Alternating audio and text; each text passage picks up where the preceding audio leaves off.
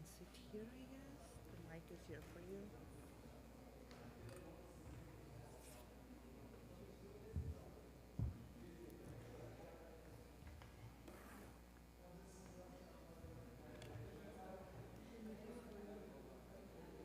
I think so, yeah. I need my charger. I don't know if you brought my charger. Charger?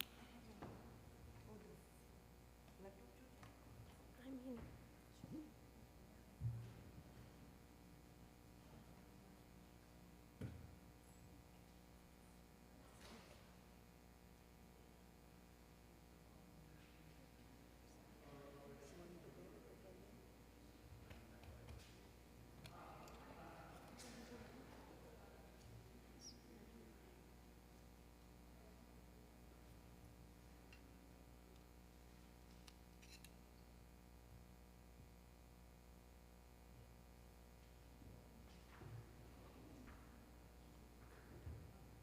That's okay.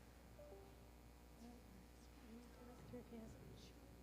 that the situation? 58. Hmm? 58. 58? It says, it says how much time left here.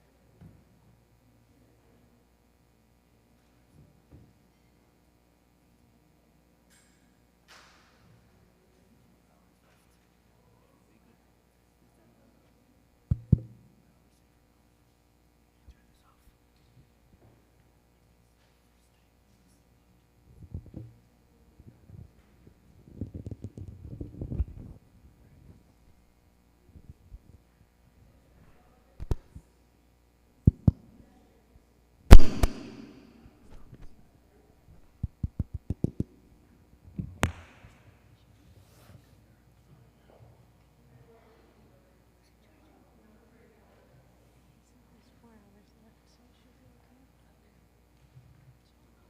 You can scroll there and see how many times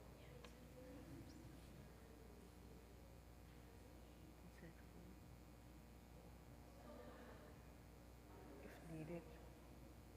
Just tell me and I'll tell them. I'll let my husband know. They both will be ready then.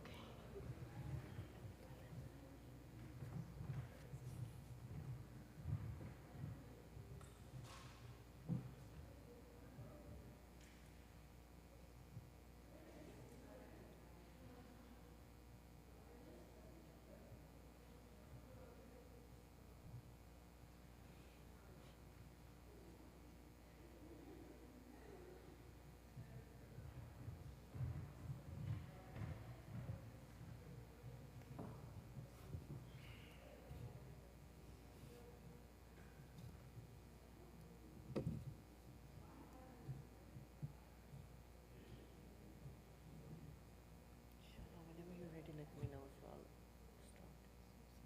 30, right?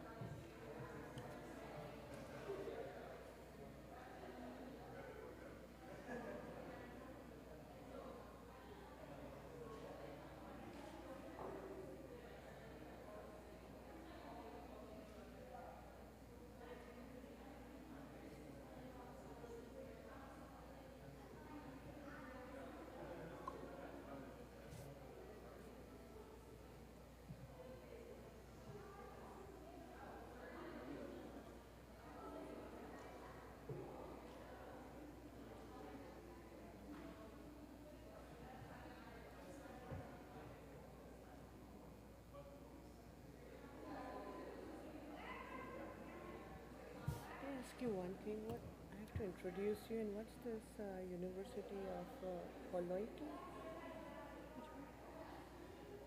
Oh, Holyoke. Holyoke. Holyoke. Holyoke. Okay.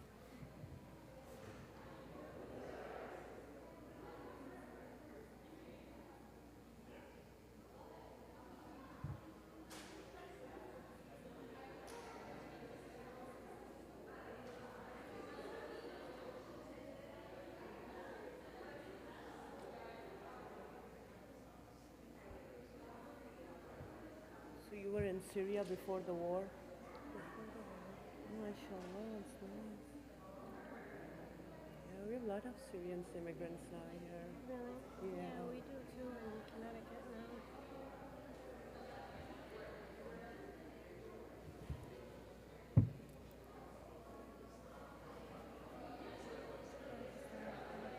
I forgot to tell you something. So there was one comment on the synopsis. So just in case there is a question, so you know. Okay. Oops. Let me get that. And nothing about like Quran and Sunnah. Some is we are good at filming Quran and Sunnah anyway. Yeah, okay. Yeah. So Sheikh Hassan already responded. I just want you to be aware. Yeah, see, this is what it is. That people Yeah. say that, but they don't understand. Exactly. Yeah. The other thing, assistant, do you think the height is good enough for you? Oh, Because I can see we that wanted to mixed up. close it. We could not close. I don't know how to close it. Yeah. The only thing to close it is. Yeah. I would touch it. Do you want to put it here or do you want to hold it? So, if the height is good enough. Yes, ma'am. I'll need a mic to introduce her. I'll just come there and do it. Or I'll just stand take back it. and give it to you. Yeah. Take it out and Yeah. put it. Oh. In We tried another one, but for some reason the clip is not stable, so that's why we have to use this one. Yeah. will we be giving out papers to write? Separate papers? No, for For questions. questions, we have a speaker in the back here, and so you can tell them at the end. Okay. We'll have the speaker. You can get the mic. Okay. So I'll let them know the when. Okay. So we'll have both. You'll have both. Okay. So if anybody.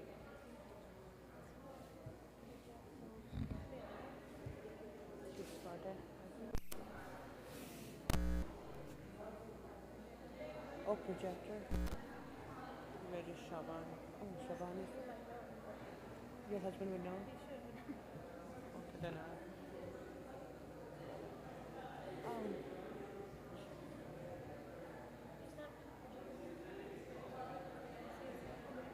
You are projected yet? You won't be projected? Where does that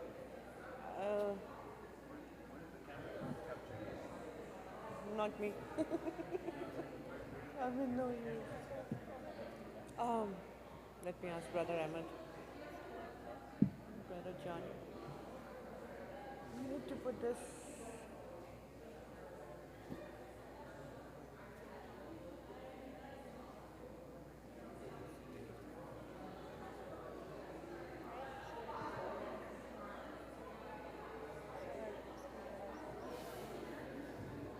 Ahmed. Brother Ahmed. Do you want to put this screen on the projector there? Projector पे जाएंगे ना इसको इनको screen up नहीं I think Brother Ahmed is the one.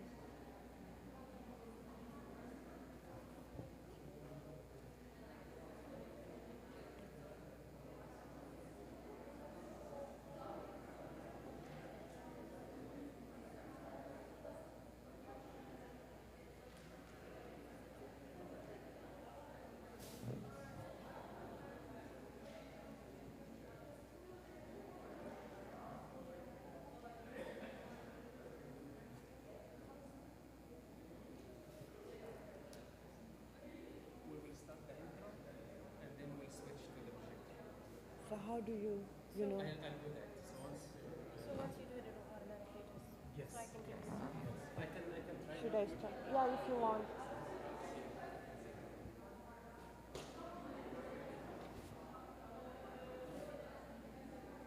They're not live streaming or anything. Hmm? They're not live streaming or anything. I don't think so. There is a camera there though. Better. Yeah, I didn't want to because nobody from the education committee. I never do this. So nobody opted and they pushed me. That was This my- is hooked up now? Okay, let me check. Yeah, I was praying there is no live streaming today. Maybe Allah heard me.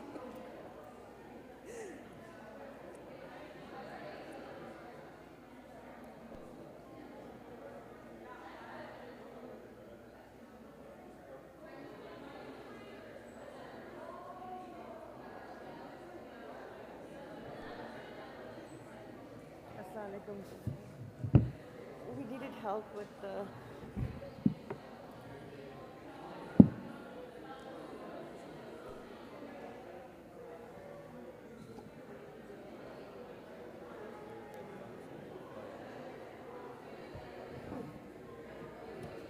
it's there.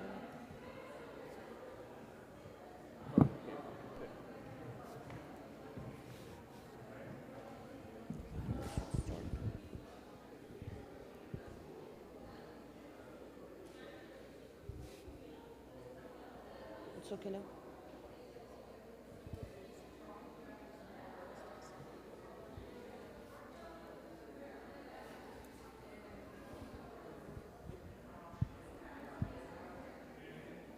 And I just wanted to ask, should we start? I just wanted to ask, should we start? It's already 7:35. Should we start? Imam Musa is there. They are not in town. Yeah, they are not. वो जाने पीछे गया और हाँ अब मुझे brother Ahmad को पूछा उसके बाद इमाम मूसा is not.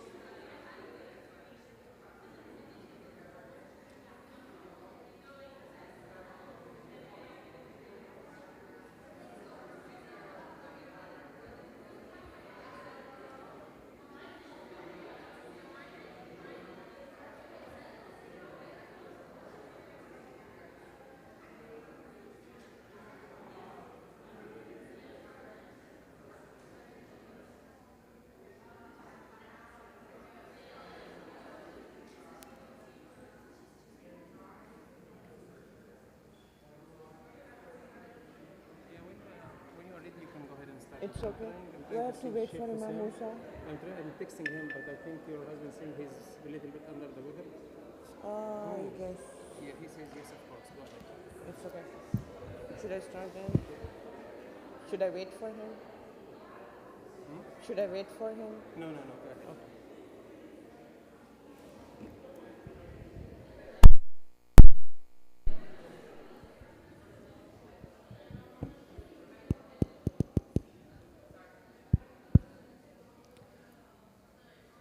Alhamdulillah wassalatu wassalamu ala rasulihi.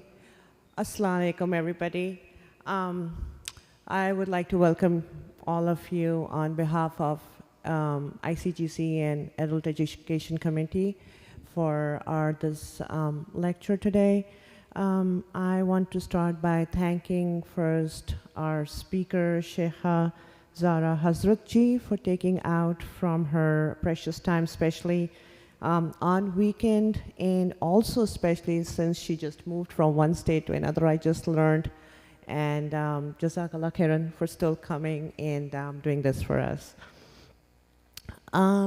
Inshallah, for those of you who don't know our speaker, I would just like to introduce her. So,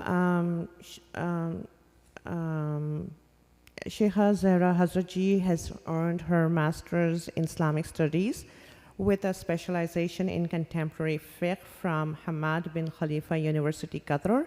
She received her BA in Sharia from Al-Azhar University, Egypt, as well as BA in Islamic Studies from Mount Holyoke College, USA, and is currently enrolled in an IFTA training program with Darul Ifta Al-Misriya. She's also a hafda, mashallah, of Quran with an ijaza in the recitation of Hafs and Asim from Damascus, Syria. She has studied Arabic extensively and has an advanced level in Syria and Egypt as well as various Islamic sciences. She has taught and developed courses in Arabic, Quran, and Islamic studies for both youth and women, and been an instructor at Mishka University since 2014. Sheikh Zahra is, her specialties or interests include Islamic legal theory, contemporary fiqh issues, and matters related to women in Islam. Today's program's format is 45 minutes of speaking, and then we'll have Q&As for the 15 minutes. We'll try to answer as many questions as possible within that time. If the questions are of the same topic, then we'll just combine your questions.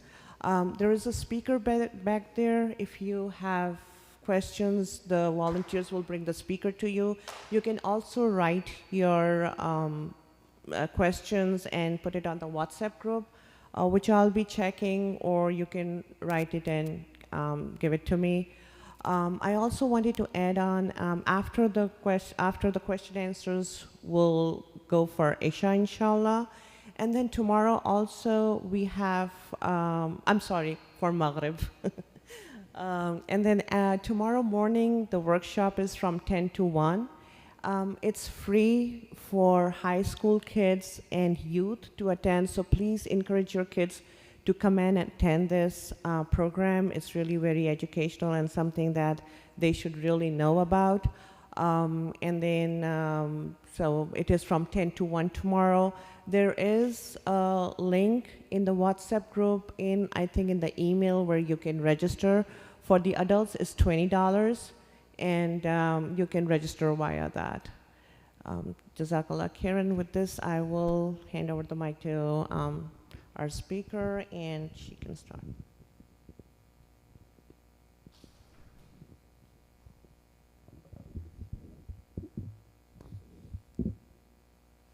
Assalamu alaikum wa rahmatullahi wa barakatuh. Bismillah walhamdulillah wassalatu wassalamu ala rasulillah wa ala alihi wa sahbihi wa man tabi'ahum bi ihsanin ila yawmiddin. Allahumma aktubna minhum. Ameen. Jazakallah khairan for inviting me back here. It's nice to be back to this beautiful community, mashallah. Today, inshallah, we are going to be starting to talk about the history of legislation and fiqh, or tarikh al-tashri'a, as it is referred to in Arabic. And so, inshallah, today what we're going to be going over is the practical application of this topic, or why is it important, why is it something that we should be aware of and study as a topic in general.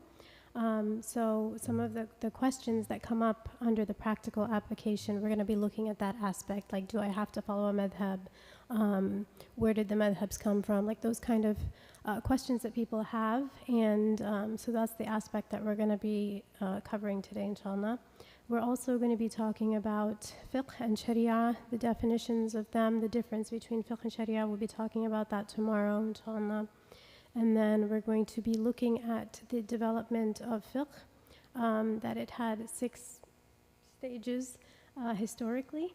And so going through the 6 different stages of how fiqh developed over time, and then finally looking at what is the situation with the development of fiqh in the contemporary times. So the revival of fiqh and looking in that aspect. So like I said in the beginning, today we're going to be focusing on the practical application. So when we talk about practical application, as I mentioned, people have certain understandings, they have certain questions that come up as to, do we have to follow a madhab or not? Can't we just follow the Quran and Sunnah? That's something that sometimes people ask, and that is assuming that the madhabs don't have any connection to the Quran and Sunnah, which is a misunderstanding, as we will see today, inshallah. And then, why are there so many differences? Why do people do things differently? Why do they pray differently? Why are there so many differences in fiqh? Those are common questions that people have, and it can be confusing for a lot of people. So we're going to look into, how to deal with the differences in fiqh. And then also some questions like people have is, can't we all just practice the same way? Can't we all just do the same thing? So those are some of the common questions that we will look into today, inshallah. So starting with the first question, why can't we all just follow the Quran and the Sunnah? So like I said previously, there's a lot of people who ask this question, and basically this question is kind of an oversimplification of the idea of following the Quran and the Sunnah. Because like I said, the madhahib, all of them follow the Quran and the Sunnah, and the Quran and the Sunnah need to be interpreted. And so that was the role that the madhahib, or the different schools of fiqh, played in interpreting the text so that we understand what the legal rulings are. So let's take a little bit of a deeper look into what it means when we talk about following the Quran and the Sunnah. So in the Islamic context, it's necessary to understand the difference between the law and the sources of the law. So when we talk about the Quran and the Sunnah are the sources of the law, meaning that that is where the legal rulings are extracted from. And the Quran and the Sunnah need to be understood and interpreted in order for the legal rulings to be understood. They're not always clear-cut and straightforward that anybody who reads the Quran can understand what the legal rulings are from the Quran, and the same thing with the Sunnah. So the Quran and the Sunnah are considered part of usul al-fiqh, the sources of the law. And like I said, they require interpretation. We need to be able to understand them correctly in order to understand the legal rulings. So all Muslims are in agreement that we should be following the Quran and the Sunnah, and that is what all of the madhahib did. The founders of the madhahib, the imams, they all followed the Quran and the Sunnah. Those are the two main sources of legislation. No Muslim disputes about that matter. But like we said, they need an interpreter. So the interpreter is generally, it's been either an individual like imam, a mujtahid imam, like the founders of the schools of fiqh, or a collective body of scholars over generations that continue to interpret the texts, the Quran and the Sunnah, according to the methodology that the imams set forward. So when we talk about madhabs, or when we talk about schools of fiqh, we're talking about a methodology that was set out so that anybody who goes and interprets the Quran and Sunnah, they are following some guidelines. It's not just a free-for-all that anybody can come and decide that they want to interpret the Quran or the Sunnah in any way that they see fit, because that would obviously lead to, disasters, basically. And just as every field has experts, there are experts of interpreting the Quran and the Sunnah, and those are the scholars of the Islamic sciences, the Quran and the Sunnah, and the founders of the madhahib. Because when we talk about law, like even regular secular law, it's very complex. So if somebody wants to get something done, they hire a lawyer. Why? Because there's a lot of legal jargon, legal vocabulary that's not easy to understand. It's not something that there's a lot of technicalities that a common person may not understand, and so they hire a lawyer. So similarly, if we're looking at the text from a legal perspective, they also need an interpreter. And so that's the role that the scholars, the imams of the madhahib, they played in interpreting and setting guidelines for the extraction of legal rulings from the sources of the Quran and the Sunnah. So that's with regards as to how to approach the Quran and Sunnah and understand that they are not the law itself, but rather the sources of the law. And both the Quran and the Sunnah, they make a distinction between scholars and non-scholars. So the Quran mentions people who have knowledge and the advantage or the superior ranking that they have. Similarly, the Prophet ﷺ talked about the mujtahid, the person who strives to reach the legal ruling, and how if they're correct, they receive 2 rewards, and if they're incorrect, they receive 1 reward. So both of the texts indicate that the texts themselves need interpreters.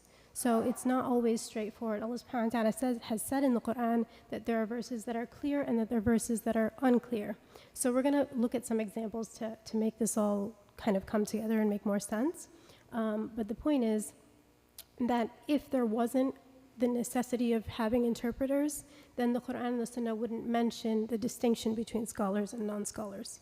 So that's just, the background. So let's look at some examples to make this a little bit clearer. So in the Quran, one example is the verse about the person who commits adultery. So the translation of the verse is that the adulteress and the adulterer whip each one of them 100 lashes, and let no pity towards them overcome you regarding God's law if you believe in God and the last day, and let a group of believers witness their punishment. So in this verse, there are things that are very clear, and there are some things that are maybe not so clear. So anybody has any idea of like what's something that's very clear, that's something that no one can dispute in this verse? It's very straightforward and easy to understand. Any ideas? The number of lashes, so 100 lashes. When we say 100 lashes, is there any other interpretation? It's just 100 lashes, right? But then when we have something like a zania wa zani, the adulterer and the adulteress, or the other way around, what does that mean exactly? Could people interpret that differently? Right? So the scholars have interpreted that part which is not so clear and put conditions that X, Y, Z has to be met in order for a person to be considered an adulterer, and then the punishment of the 100 lashes would be imposed on the person, right? So that is an example of something that's unclear. So if a common person were to read this verse and say that I don't need anybody to interpret it for me, two different people might come up with two different interpretations because there's no guidelines, they don't have an idea of the linguistic context, the context in general. There's a lot of different aspects that the Quran covers in many of its verses that are unclear, and so they need clarification, they need interpretation. Similarly, if we talk about and let the group of believers witness their punishment, that could also be unclear. Does that mean that any group of believers can go and start lashing people if they commit adultery? Or are there guidelines? Is there rules and regulations as to who can carry out the punishment? So this is an example of how the Quran is the source of the law, but it needs to be interpreted in order for the legal rulings to be extracted and understood and then applied. So most Muslims who are not scholars, they don't know the historical or the linguistic or the contextual or the legal aspects of the texts.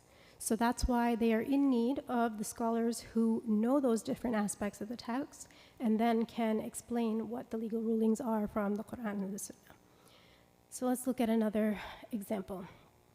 Another example is another verse of the Quran where Allah subhanahu wa ta'ala says that if you are sick or traveling or one of you comes from the toilet or you have touched lamastum, women, and cannot find water, then you perform tayammum. That's the rest of the verse. So the word in Arabic is lamastum, which literally means touch. So does that mean, what does that mean exactly? Does that mean that if a man touches a woman, then his or their wudu is broken? Maybe. Or does it mean more than that? Does it mean that if they are physically intimate, then they are required to make ghusl or wudu? So again, this is an ambiguous verse. It's not clear from the verse itself. So the scholars interpreted it differently. So some scholars said, like Imam Shafi'i, for example, took the very literal meaning and said that it means touch, just any type of touch between the person of the opposite gender, then the wudu is broken. Whereas Imam Abu Hanifa said, no, it refers to the physical act of intimacy, and if that is done, then the person is required to make ghusl. And then the other scholars went into further details as to whether it was a touch with desire or without desire, and so on and so forth. The point is that scholars interpret these ambiguous words in the text differently, and so a common person is unable to access the Quran or the Sunnah directly and extract the legal rulings for themselves. So I hope it's clear now with these two examples as to why we need interpreters for the texts. So moving on to the example of the authentic hadith. So another thing sometimes that people say is, why don't the madhabs just follow the authentic hadith? Or why can't I just follow the hadith? I'm not going to follow a madhab, I'm just going to follow the sahih hadith. That's, sometimes people have this common question. And so again, we need to look at the text and see that some of the texts need interpretation. And so the scholars of the madhahib, the founders of the madhahib, are noted to also have said that if the hadith is authentic, then it's my madhab. But again, this is another oversimplification of the concept. So that doesn't mean that a scholar, we can't say if there's a sahih hadith, for example, that this is the madhab of Imam al-Shafi'i. Why? Because there may be other reasons why the scholar chose to not consider the hadith or interpreted the hadith in a different way, even though the hadith is authentic. And so again, I'm going to give another example so to make this concept a little more clear. So if we look at the same verse of the Quran that we talked about la mastumun nisa, the one referring to if you touch women, this hadith is around the same topic, and so some scholars use this hadith, like Imam Abu Hanifa used this hadith of Aisha radiallahu anha, to say that the wudu is not broken because the Prophet ﷺ used to touch Aisha when he was praying, and she would move her legs out of his way. And so Imam Abu Hanifa said that therefore the wudu is not broken. So he combined explaining the la mastum in the verse of the Quran with this authentic hadith. Now Imam al-Shafi'i, who took the literal meaning of la mastum and said that any touch breaks the wudu, also looked at this hadith. But how did he interpret it? He interpreted it as there was a barrier. Maybe she had a cover or something because she was sleeping. So he didn't touch her skin to skin directly, and therefore his wudu was not broken. So again, even if you have an authentic hadith, two scholars may have interpreted the hadith differently, looked at different aspects. One may look at a literal meaning, one may look at a figurative meaning. So just saying that, okay, we're only going to follow authentic hadith also doesn't work. It doesn't, lead to not having differences, because the imams always differed, even though they were working within the same sources. They were all following the Quran, they were all following the Sunnah, they were looking at the same ayat, the same verses, but their understanding of those verses and those ahadith were different based on different considerations. And at the end of the day, we're talking about human beings using their mind and their reasoning, and every human being is different in that capacity. And so for all of those reasons, there were differences between the scholars. So this is to answer the question that sometimes people say. And all of these questions, like why can't we just follow the Quran and Sunnah, why can't we just follow hadith, they show that there is an ignorance on the part of people who claim that they don't want to follow a madhab, or that the madhabs, it's a misunderstanding that the madhabs don't follow the Quran and the Sunnah. They absolutely 100% do. They didn't use any other sources. So that's the point that we're trying to drive home right now. So moving on from this, another question is that why are there different interpretations and opinions in fiqh? So we saw that there were different interpretations and different opinions regarding the same texts. So why is that? So with regards to differences in fiqh are something that are an inherent part of the Islamic law. It's something that was there from the beginning, from the time of the Sahaba. So at the time of the Sahaba differed with each other in matters of fiqh. And so when we see that the madhahib have different opinions, it's not something that started with Imam Abu Hanifa or Imam Malik, that they just started differing with each other. No, even the differences that we find within the different schools of fiqh can trace back to the time of the Sahaba. And that's the case with many of the issues in fiqh, that whatever the differences between the schools are, if you go back, those are from the Sahaba. Like one Sahabi said this and another had a different opinion. So let's look at some examples here as well. So one example is that the Prophet ﷺ, after the battle of Al-Ahzab, he told the companions that no one should offer the Asr prayer except at Bani Qurayza. And the Asr prayer time came in while some of them were still on the way to Bani Qurayza. So what happened? Some of them decided to pray, and others decided that they would not pray until they reach Bani Qurayza.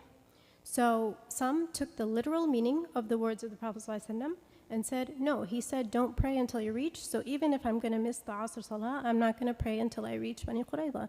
Whereas others took, no, what did he mean? He meant hurry up. Hurry up and get there so that you get there in time for Asr. So they interpreted it figuratively. They took not the literal meaning and they prayed Asr. And then they both went to the Prophet ﷺ and told them, and he didn't blame either group. So this shows that from the time of the Sahaba, there were differences. There were different understandings, different interpretations. And so that same methodology is what was passed down to the Imams, the schools, the founders of the Madhahib, because the Sahaba had students who they taught from the generations that came after them, the Tabi'een, who then taught generations after them, and from that point onwards is where the schools of thought started to develop in terms of the different Madhahib. So this is one example. Another example is that at the time of the Prophet ﷺ and the time of Abu Bakr radiallahu anh, when he was the Khalifa, in the beginning of the Khilafah of Umar ibn al-Khattab as well, if a person pronounced 3 divorces at one time, it was counted as one divorce because there's a system of how to divorce. And a person is not supposed to pronounce 3 divorces at one time. You pronounce one divorce, and then there's an iddah, and then the second, and so on and so forth. There's a system of divorce if people want to get divorced in Islam. So at the time, if somebody did not follow that system and pronounced 3 divorces in one setting, in one time, it was counted as one divorce. So they still had 2 more chances. Now, at the time of Umar radiallahu anh, divorce became more common. And so he said that 3 divorces will now count as 3 at one time. So it's a final divorce. As opposed to being 1, it becomes 3 because why? Allah subhanahu wa ta'ala legislated a system for divorce, and these people are, the system gives them an opportunity to reconcile, to think about it, to cool off by doing 1 and then waiting and then doing another pronouncement of divorce so that you're really sure that you really want to get divorced. Whereas if somebody's angry and they just, say that I divorce you, they may regret it later on. So people were not following the system that Allah subhanahu wa ta'ala legislated. And so he said because they were hastening or rushing, as a punishment, it will count as 3 divorces at one time. So the change in the circumstances made him reconsider because he was looking at what is the reasoning behind it. Why are they? It's that they're not following what Allah subhanahu wa ta'ala has legislated. So as a punishment, 3 divorces will now count as 3. And this was a matter of disagreement amongst the Sahaba. A lot of the Sahaba did not agree with Umar radiallahu anh on this opinion. So again, this indicates that there were differences at the time of the Sahaba in fiqh. So this is the second example. Now, another aspect with regards to the differences in fiqh is that it is a way of adaptability. It shows adaptability, that the differences accommodate the different individual and societal needs, different places, different times. So some rulings may be suitable for certain times and places and individuals depending on their circumstances, and somebody in a different time and place may not be the most suitable ruling for their situation. So the fact that we have differences of opinion in fiqh enables the mufti to make it easier for a person to uphold the rulings of the Sharia by giving a person, if in a certain circumstance, a different ruling from a different madhab, because we have these differences, in order to make it easier for them to uphold the Sharia. So this is how the differences show the flexibility of the Sharia in all times and places. So again, we'll look at some examples to make it clearer. So one example is the wiping over the socks, or the permissibility of wiping over the socks.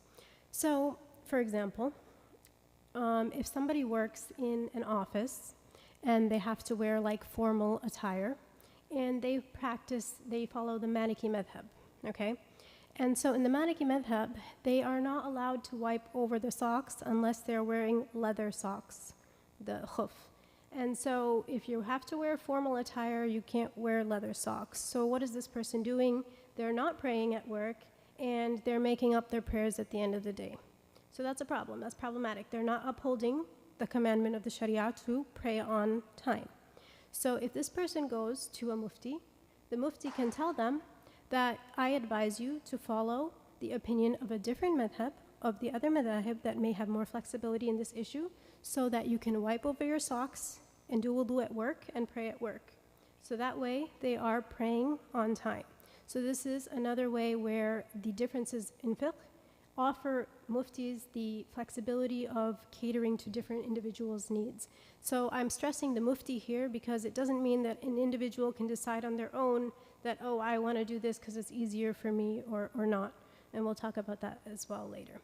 So another example is the zakat al-fitr. So the Hanafi madhab is the only madhab that permits giving zakat al-fitr as money, as opposed to the sa'a, which is what the other madhahib require, which is about 3 kilograms of the staple of the land, like rice or flour, grain, whatever it may be. So you're supposed to actually physically give poor people that amount of whatever the staple is, rice, or let's just say. And so in some certain circumstances, and today, let's say in America, for example, it may be difficult to give needy people flour or rice or whatever because maybe they're not really in need of it because they have food stamps or whatever, so they don't really need the food, but they could benefit from cash. So in a circumstance like that, again, a mufti may advise to follow the opinion of Imam Abu Hanifa in this matter, and it would make it easier for the person themselves rather than going and buying whatever the grain is. And also it would be more beneficial for the person if they need the cash rather than the food. Again, that's something that would have to be determined looking at the details, and that's another concept of looking at what is the reasoning behind the ruling. And so that's another example of the adaptability and the flexibility that these differences in fiqh give us. So the third point is the removal of hardship. So this is kind of related, similar to the previous one, but it deals more with actual hardship, in that the differences offer flexibility so that the differences were not intended to cause division between people, but rather to help them remove the hardship that they may face. So examples of this would be combining prayers while traveling. So in the Hanafi madhab, if somebody strictly follows the Hanafi madhab, then they are not permitted to combine their prayers other than in a certain circumstance. And so it may be difficult if somebody's traveling to pray on time because they're traveling. It's when you're traveling, it's a difficult situation. And so again, a mufti may advise that person in that situation to take from the opinion of the majority of the scholars who permit combining prayers while traveling. So that would make it easier, that would remove the hardship that a person who is strictly following the Hanafi madhab faces when they are traveling. So that's an example of the removal of hardship. Another example is, this is something that happens where intending to follow another madhab in a specific ruling. So for example, at Hajj, there are groups of people who come from certain countries who, for example, they follow the Shafi'i madhab from their countries. But when they go to Hajj, they make the intention to follow the Hanbali madhab. Why?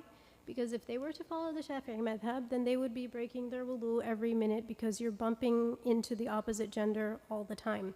So that's a great deal of difficulty. So they make the intention for the act of worship of Hajj to follow the Hanbali madhab.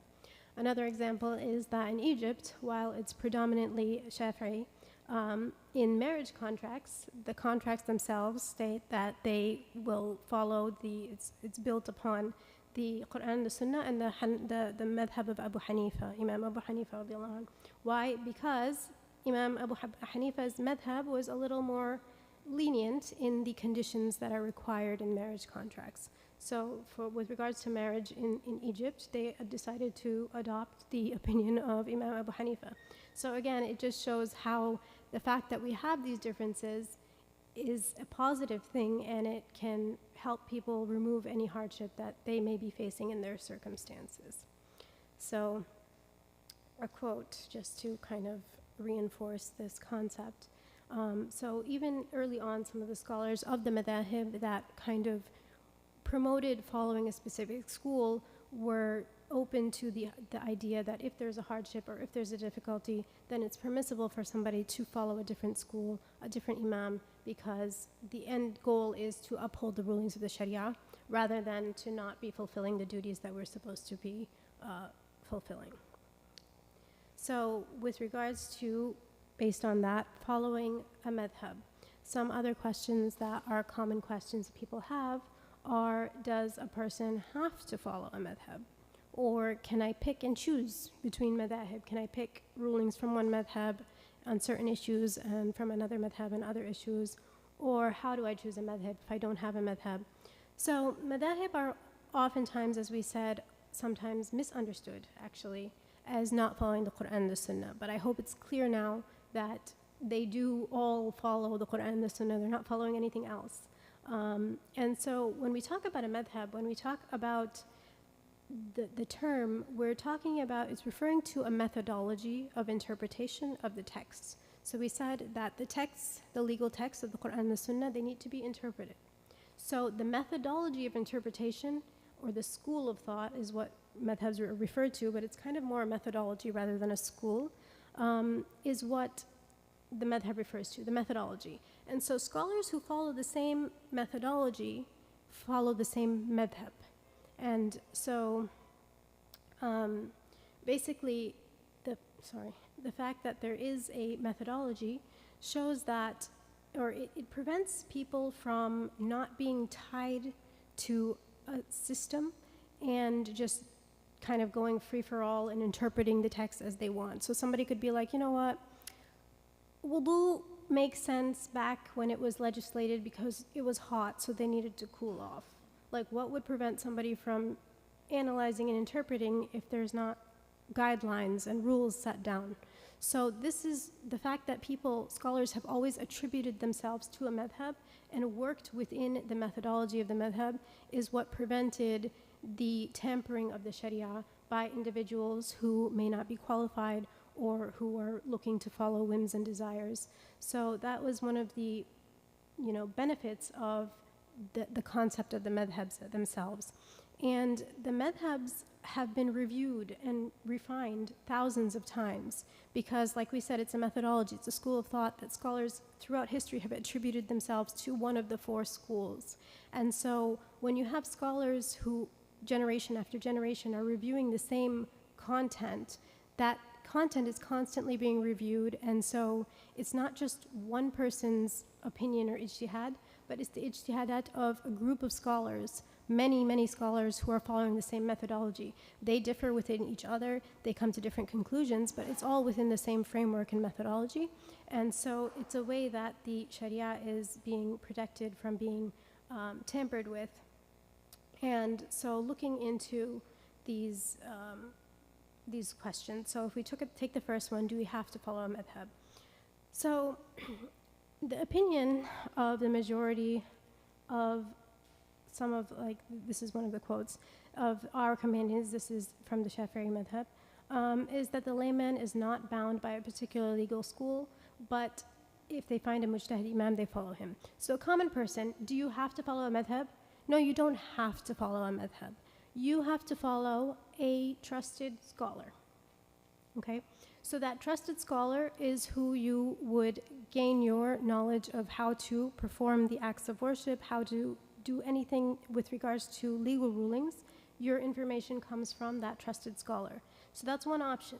The second option is to follow a madhab because it's a methodology that's been established, and it's, as we already confirmed, it's from the Quran and the Sunnah, and so that is the second option. So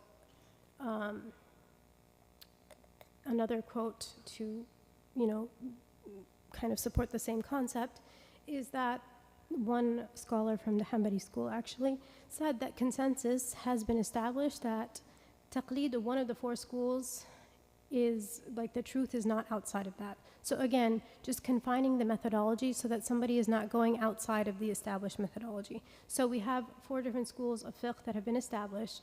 Now, if somebody comes along and decides to start interpreting texts or anything their own way, that's something that's rejected. So the scholars have kind of agreed that one of these opinions is right. We don't know which one, but as long as you're following one of them as a common person, your job is done because you're following a trusted methodology. And so this is with regards to a common person. Either you follow a madhab, that's totally fine. You don't want to follow a madhab, you follow a trusted scholar, that's also totally fine. But we don't pick and choose between, different opinions in madhab, which we're going to talk about now. So basically, non-rigid following.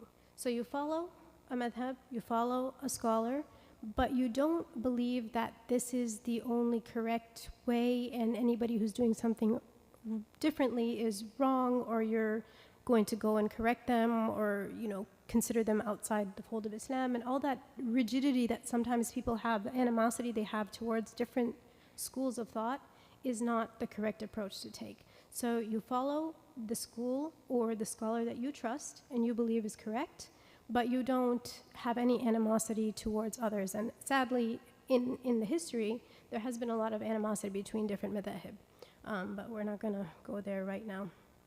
So it's not obligatory to follow madhab, and we shouldn't claim that any of them are infallible, because they're all the product of human beings understanding, practicing ijtihad, striving to understand the text, and they may be correct, they may be incorrect. So nobody can say that this is 100% correct. Only Allah subhanahu wa ta'ala knows that.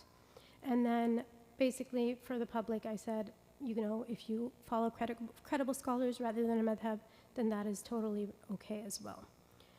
So with regards to picking and choosing, which is also referred to as talfiq.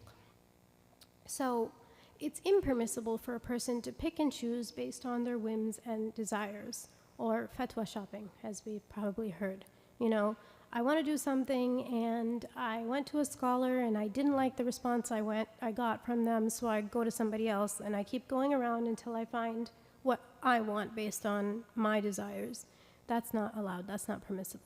The other problem with this is sometimes people fall into picking one thing from one school and something else from another school within one act itself, and some of the scholars have said that's invalid because it invalidates the act. So for example, if you combine between schools, like if somebody were to say in one act of worship, like with regards to wudu, that if they are bleeding, in the Hanafi madhab, that would invalidate the wudu, whereas in the Shafi'i madhab, it doesn't invalidate if it's, a certain amount. And so they said, okay, well, I'm going to take the Shafi'i opinion, so my wudu is still valid. But then they accidentally touched the opposite gender, and so now they said, no, I'm going to take the Hanafi opinion that doesn't invalidate the wudu, and then they pray. So according to Imam Abu Hanifa and according to Imam Shafi'i, their prayer is not valid because their wudu is invalid. So when you combine different opinions within one act, a lot of the scholars have said that is impermissible. So that's what is kind of also picking and choosing.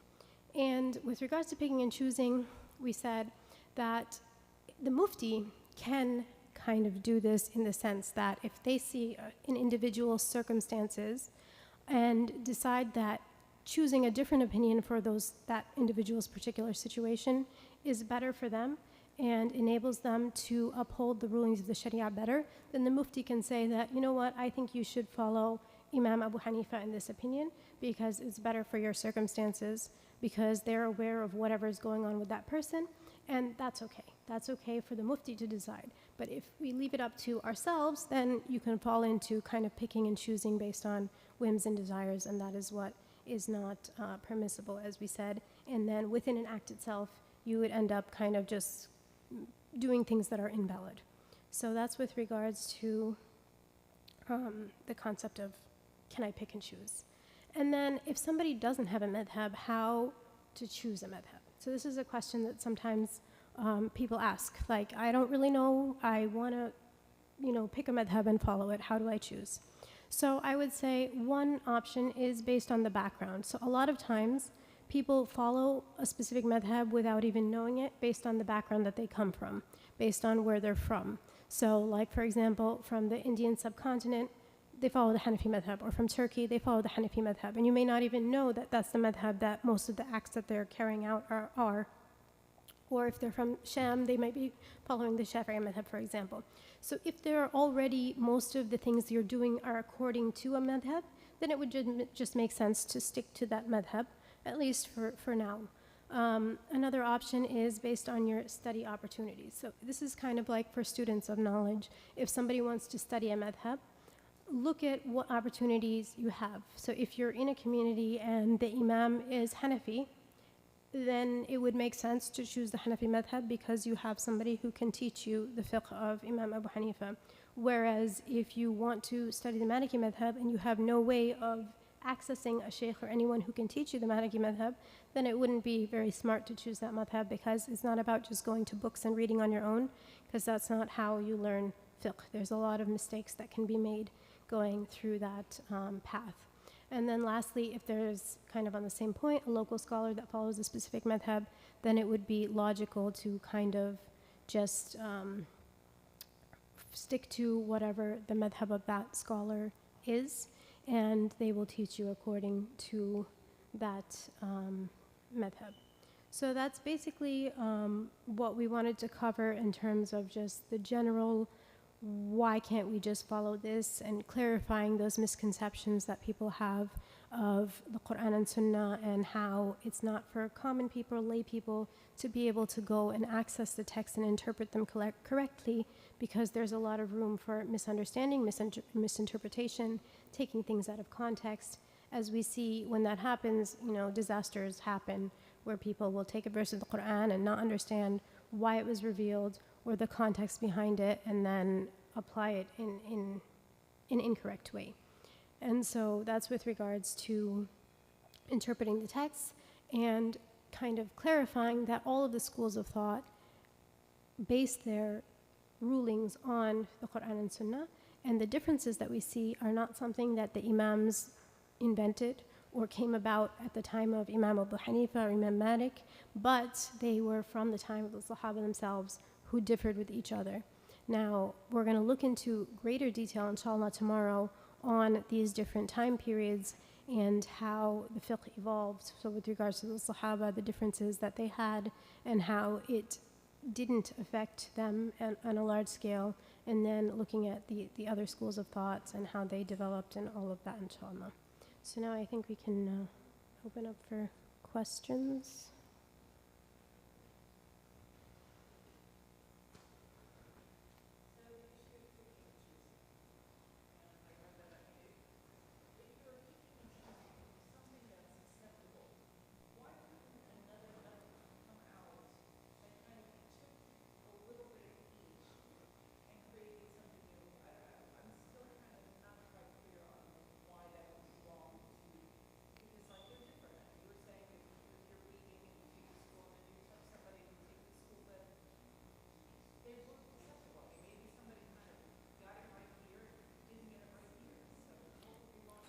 So it goes back, that's a really good question.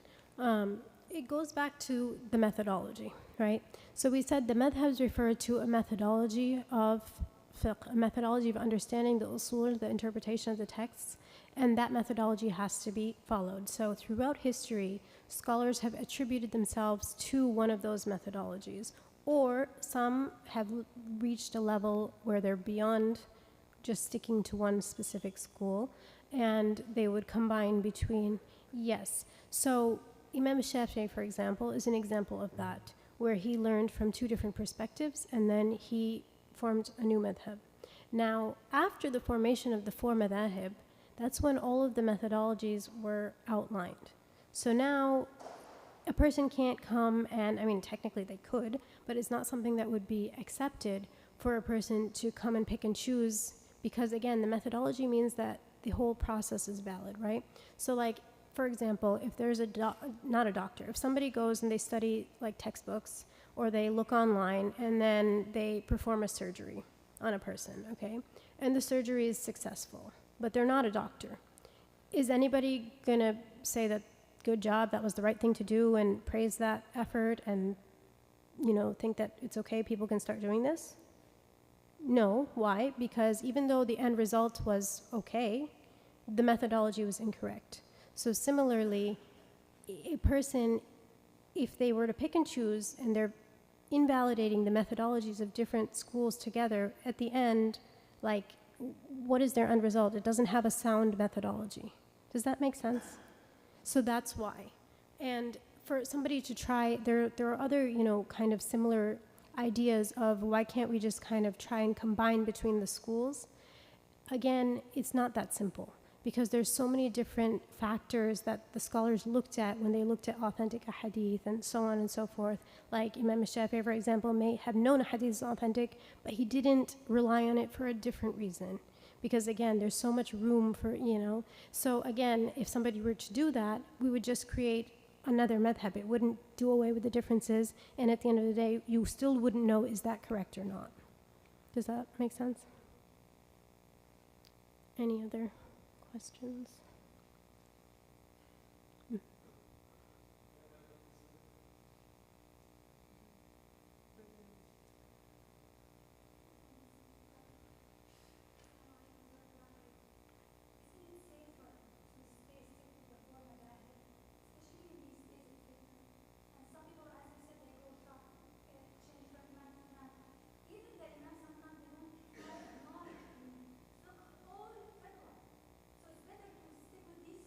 Mm-hmm.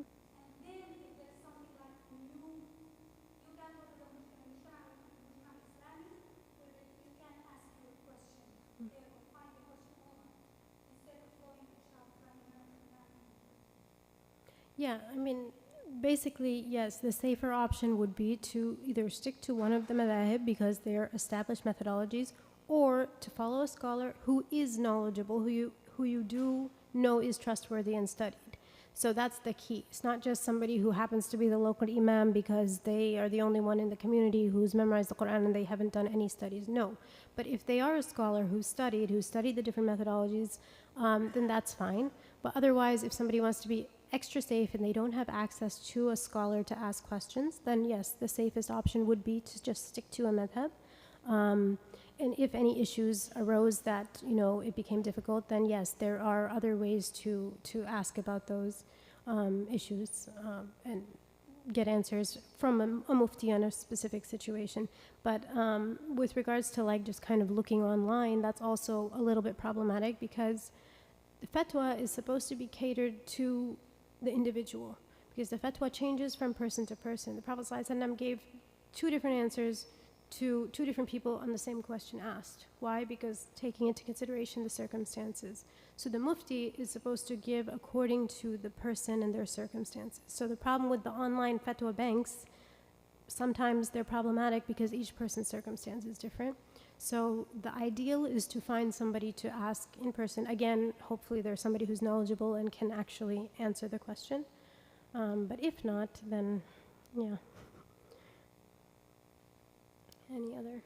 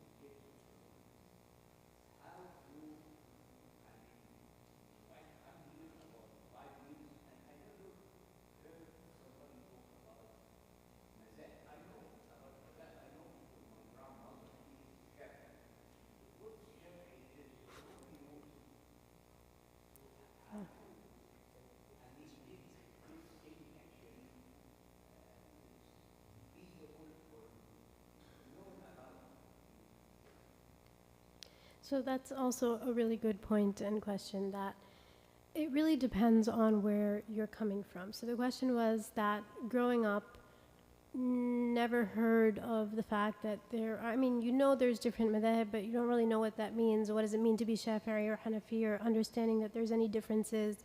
Is it something that needs to be known or not? And if so, then like how to teach the children those matters. So the thing is that in America, we have a very unique situation.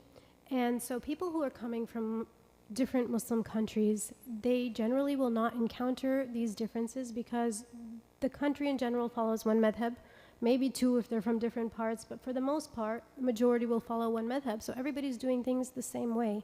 So you're not aware that there are differences. You might have heard names of imams, but don't really understand practically what that means. But in America, we have people from all of those countries in one community. So you have people praying one way, people doing something else another way, and there's a lot of confusion. And then sometimes people come from those countries not very practicing. So they start practicing when they come to America. That's kind of a different discussion as to why that happens. But then they learn their deen from whoever the imam or the sheikh is, who may be teaching from a totally different madhab than what the background they came from. And so this is where all of these differences, become apparent, that people realize that there are different approaches, different schools, and for somebody who doesn't have much knowledge, sometimes they'll think the other way is wrong, and that's also problematic, to say that one way is right and one way is wrong, because that creates fitna, it creates fighting. People, literally start fighting over things like this in certain circumstances. So with regards to children, and what should we teach them? Should we teach them the different madhahib? It really depends on what the end goal is. If you want to raise scholars, then if somebody wants to study fiqh properly, they will choose one madhab and they will study it and they will master it. After that, they can move to another madhab if they want. But traditionally, to study fiqh, you study one school of thought and then you can move on to another school of thought. So in America, if you're going to teach your children and just the basics, the fard ayn, so that they know how to practice their deen, I don't think you need to necessarily make them aware of all of the differences. You can educate them that there are people who do things differently. Why? Because there are different madahib that exist. But based on the resources you have, you teach your children according to that. So if the imam of a community is Hanbali, let's say, and that's the fiqh that they teach the community, and that's where the Sunday school that the kids are going to, then they'll learn the Hanbali madhab, and that's totally fine. So actually studying the differences and being aware of the different opinions on each matter is more of an academic thing. It's not practical every day for kids, I would say. I don't know if that really answers the question. But.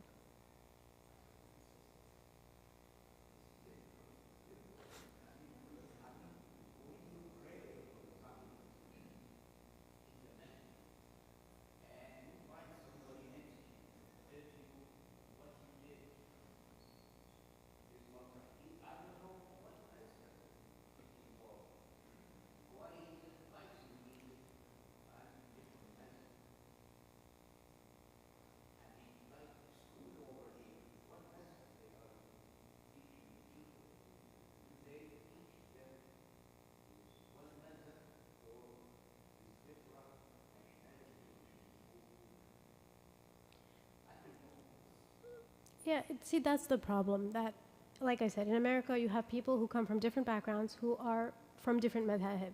So because they don't know, they think that somebody who's praying differently is wrong, and they will correct them.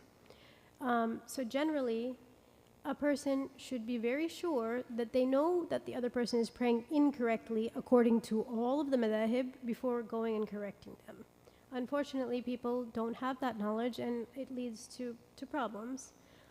With regards to kids, like I said, I think it really just depends on what the resources are available. So whoever is teaching them generally will teach them according to a madhab, or they'll kind of do a fiqh sunnah kind of approach, which is also, somebody's done the tarjih.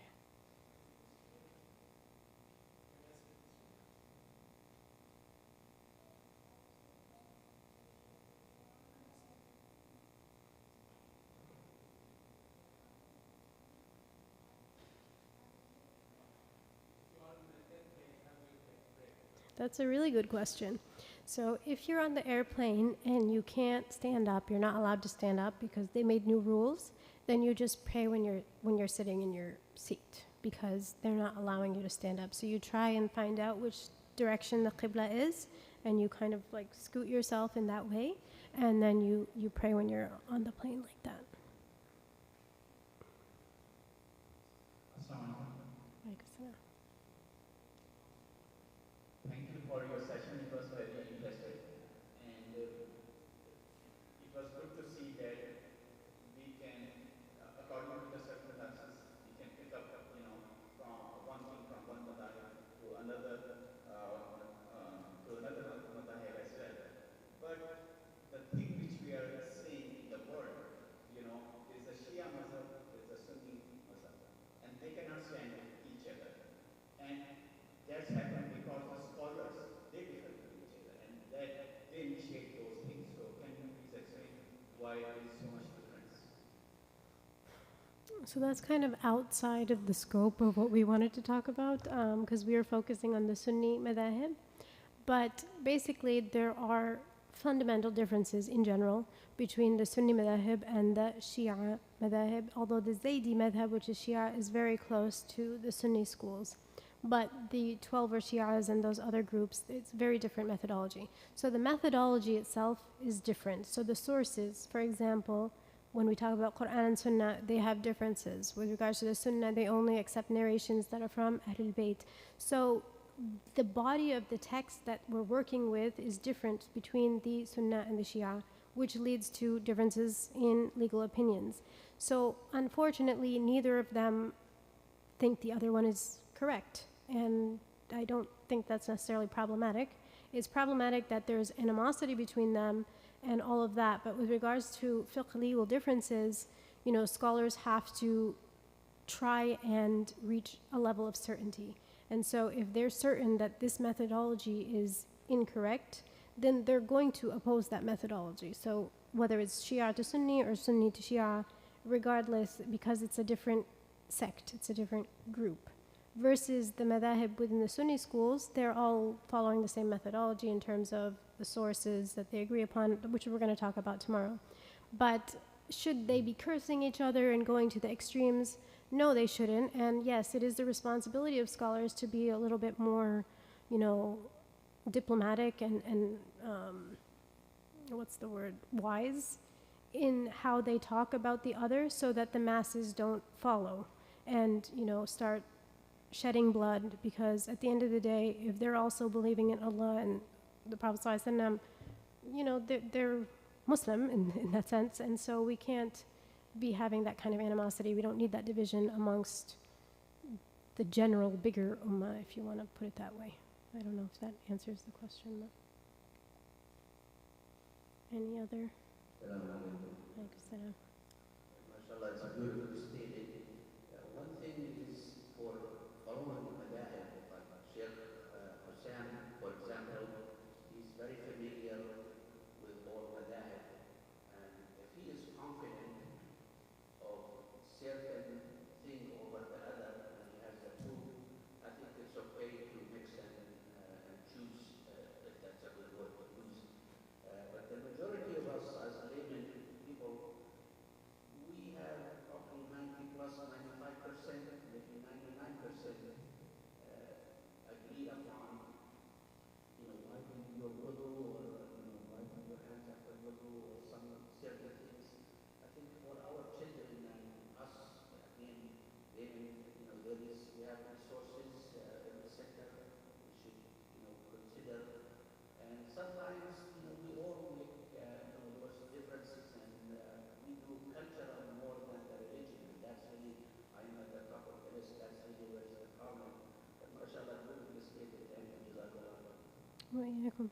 Yeah, absolutely. So that's the point that I was making, that if you have access to a scholar who has studied between the different schools and does their own tarjih, meaning that they're qualified enough to decide based on all of the evidences that they've surveyed through different madahib and say that this is the stronger position, then they have that right. And as a common person, you can just follow whatever the imam gives you. That's totally fine. But that's the thing is, like, not every imam may be qualified. So if you know that like there's an imam in a certain masjid that really hasn't studied, then I wouldn't necessarily go to them to ask those kind of questions. But if you, mashallah, have this resource here, then you guys don't have, anything to worry about, especially for the kids as well, because, they'll be taught on a sound methodology, inshallah. Any other questions?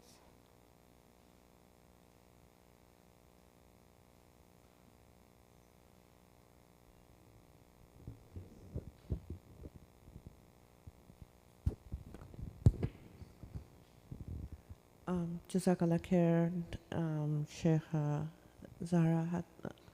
I guess anybody else has any questions? Oh, okay. Sorry, there was one written question I forgot. So what qualifications does one need in order to become a scholar?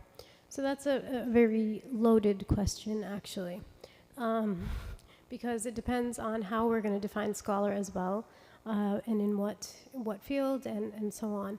So in order for somebody to become a scholar who is capable of doing like comparative analysis between the different schools of thought, then that person would have studied each school of fiqh in depth and detail, understood their methodology, their usul, as well as the branches of fiqh, the furu', and then after that, having obviously knowledge of the language and the text, the Quran, the hadith, all of those sciences are necessary. Then a person who has those qualifications would be able to be considered a scholar who can compare and decide that this is the stronger opinion on a matter. But otherwise, if a person is just following a specific methodology in a school, they can still be a scholar, but they're not going to be comparing between different schools of thought because they don't have the training in that. So in order for somebody to become a scholar, they need to have the Arabic language, be fluent in that and the grammar and all of that. They need to be familiar with the Quran, especially the legal verses of the Quran, the legal ahadith, the other linguistic aspects of rhetoric and all of that, as well as being well versed in the different schools of fiqh, if that answers the question. Anybody else? So inshallah, we'll wrap up here. Tomorrow, again, as I had told earlier, that there's a workshop from 10 to 1.